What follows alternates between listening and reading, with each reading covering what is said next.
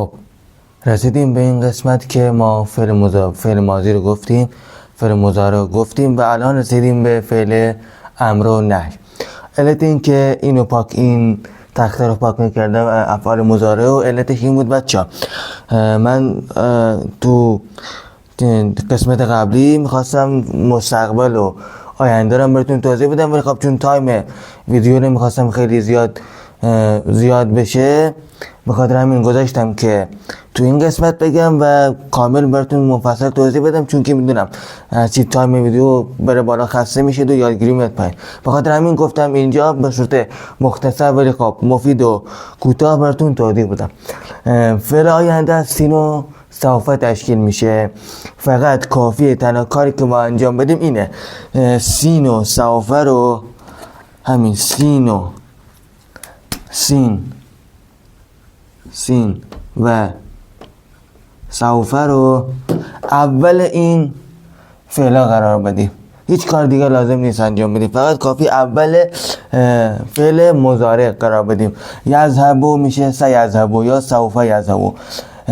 تذهبو میشه ستذهبو یا سوف تذهبو. او خواهد رفت مذکر، او خواهد رفت مؤنث.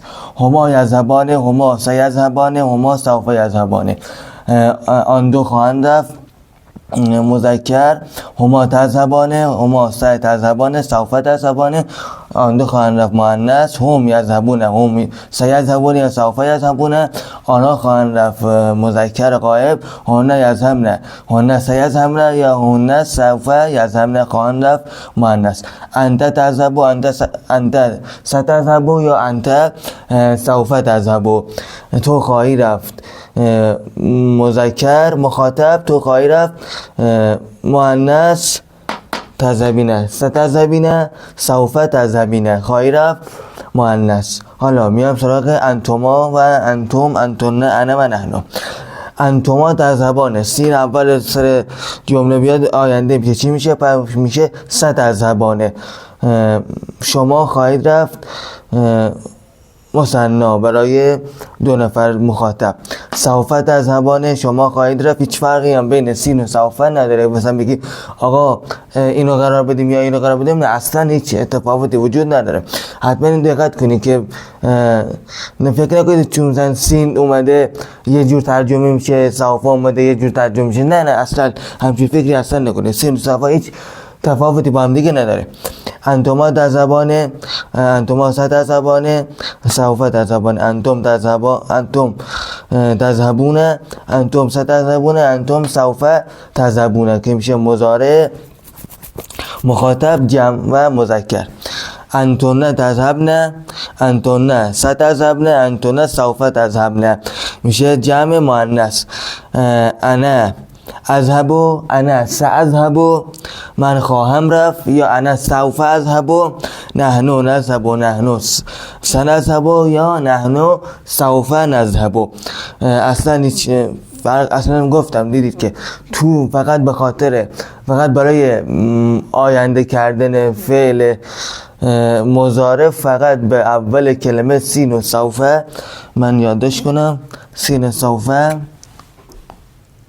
اول فعل مضارع. این فرمولش اول فعل مضارع سین و سوف.